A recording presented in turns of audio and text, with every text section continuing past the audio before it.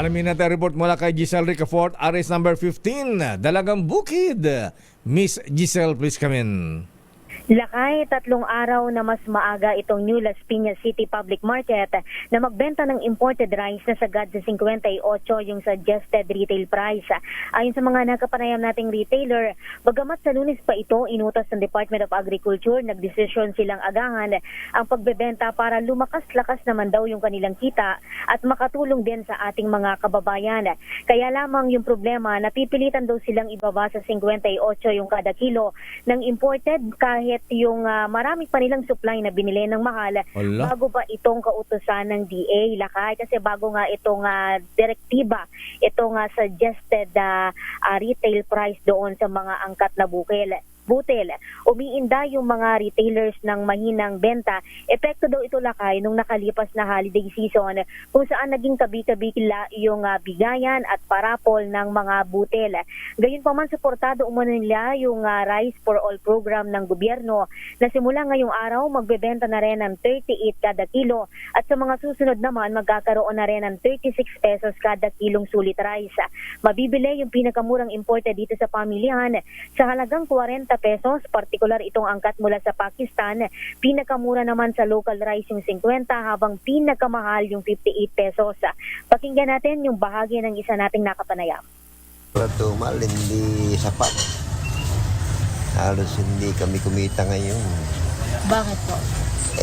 Ang tumal ang pang-araw-araw, hindi kinikita yung ginagastos namin. Ito si Giselle Ricafort para sa Ayun. DZRH una sa Paano yan, Giselle? Binili na nga mahal, kaya binebenta na nga 60 pesos yan. Pagkatapos magiging 58. Palugi na sila? Tanggap na bang ng mga rice traders yung mga nagtitinda ng bigas diyan?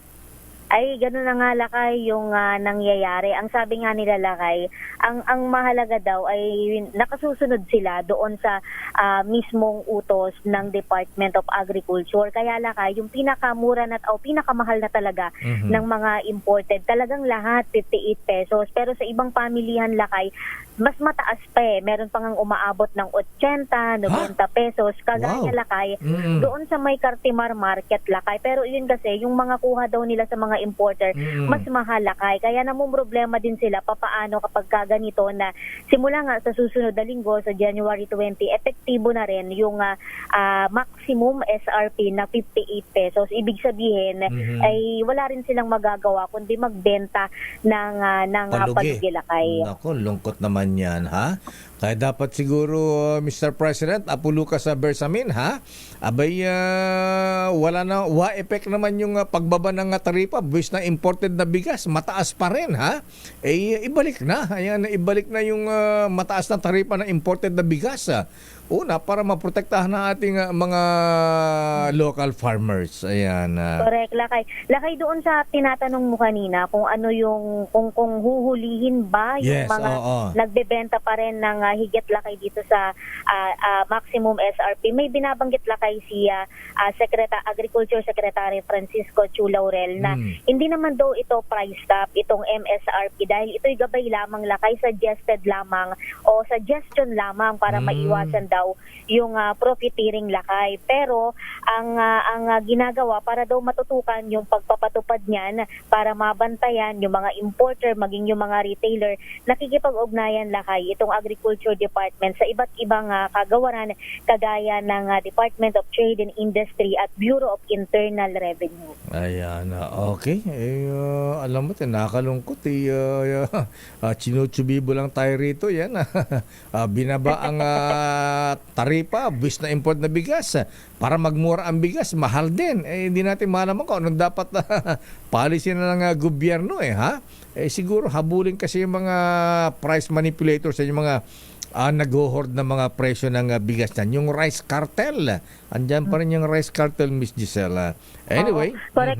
Oo, kaya nga laka yung panawagan din ng mga kongresista natin bilang bilyones na laka yung nalugi sa gobyerno dahil doon sa 15% na tariff reduction sa imported.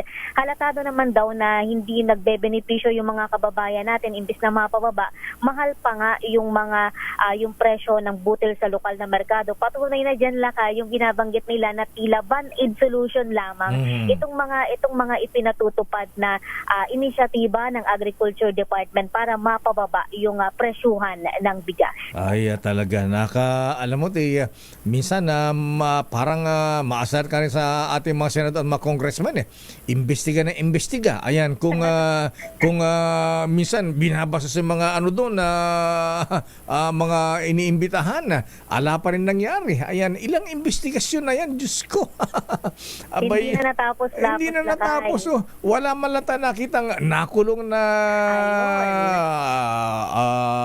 ano yan, mga profiteers, mga involved sa yung mga cartel. big time, di ba laka? Oo.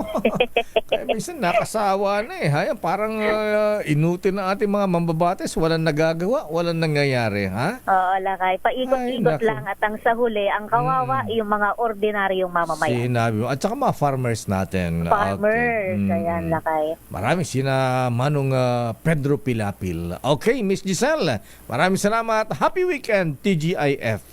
Happy weekend lakay. Ito si Giselle Ricafort para sa DZRH, una sa Pilipinas, una sa Pilipino. Maraming salamat, Giselle Ricafort, Miss Dalagang Bukid.